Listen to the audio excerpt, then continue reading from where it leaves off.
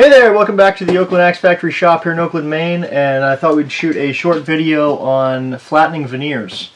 For those of you who use veneers, they are, or don't use veneers, they are basically paper-thin pieces of real wood.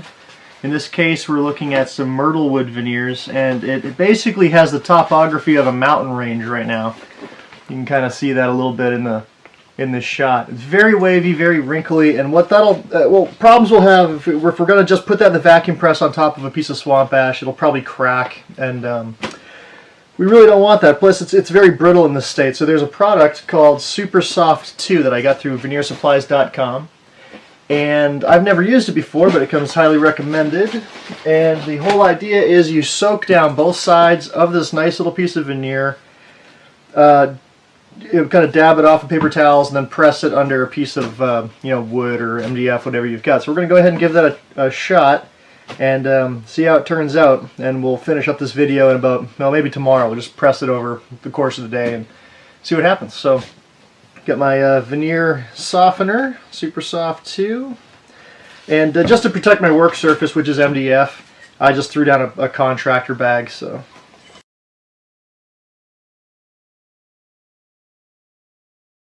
and the idea is to get it nice and wet all the way through, so you attack it from both sides,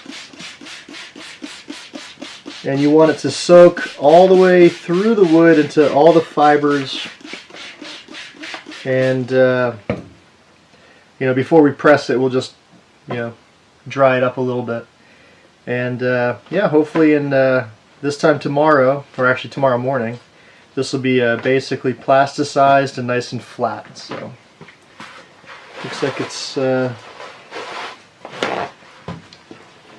soaking in pretty good. Just want to kind of keep it damp here. Some people use glycerin. That also comes highly recommended, although I thought I'd give this a try. Just see how it works. Let's see. As I mentioned before, this is extremely thin stuff, like hair thin. Turn right off. There you go. And sorry, that was the heater, the usual. And so, anyways, we'll see how it works. Looks like it's pretty well.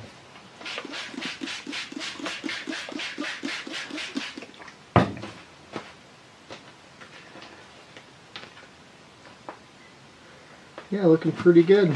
So we're just going to remove the extra. Now, keeping in mind this is very fragile wood in this state before it's softened. And we'll use a couple of paper towels to remove the excess moisture. Smells a little bit like a detergent of some sort. Obviously, we still want this to be kind of wet, but we don't want it to be dripping wet.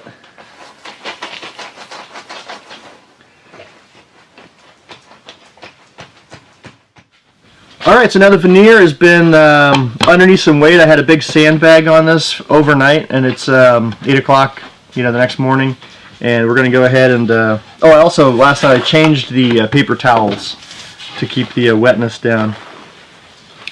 Okay, so that seemed to have really done a good job. Oh, that's perfectly flat and much more flexible.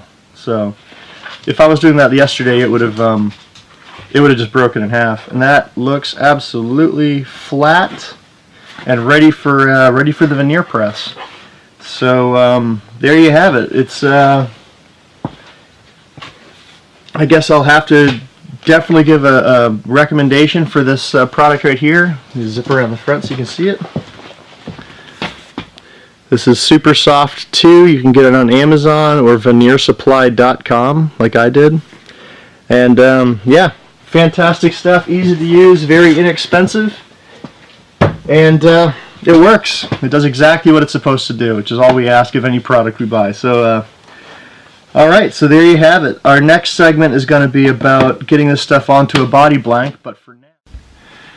Alright, so our next task is getting this veneer oriented to how we want to see it on a guitar. And I have determined that I like where it's sitting right here. It's got the most stuff going on in the middle. So now I have to make sure these edges are perfectly straight and flat. Right now they're pretty wavy. So what I'm going to do is just take this over. It's already oriented. I'm going to fold it over like a book. Get those edges pretty well set up. So now it's closed like a book. So I'm going to take this nice straight edge, and I'm just going to trim off like 1/8 of an inch tops. So I've got it on a board, like a spoil board. It's the same platen we use to flatten the veneer. I've clamped that down to the workspace with or the work table with a quick grip clamp. I'm going to go ahead and actually just clamp the straight edge of veneer down using spring clamps, just because they're really easy to use. And really this is just to keep stuff from moving around. Alright, so I know what happened. There we go.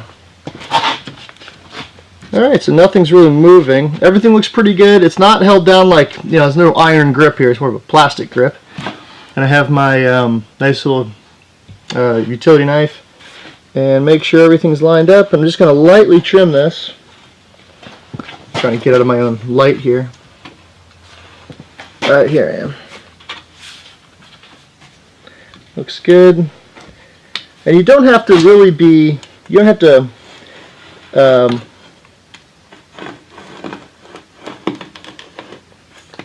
you don't have to be too hard on this stuff. Actually, I'm going to give myself a little more purchase on that cut.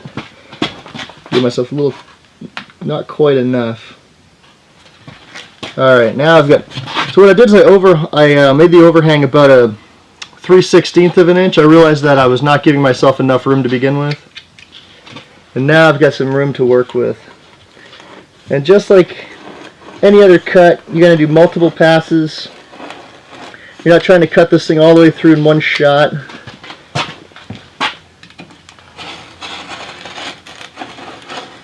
It's kind of like cutting drywall almost. You score it. Just keep. This isn't a score and snap, obviously, but. Alright, keep going. Couple more cuts. And it looks like we're all trimmed up. So we're going to see what we look like.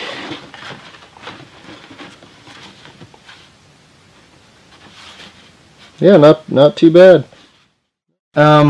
Next off to the vacuum press.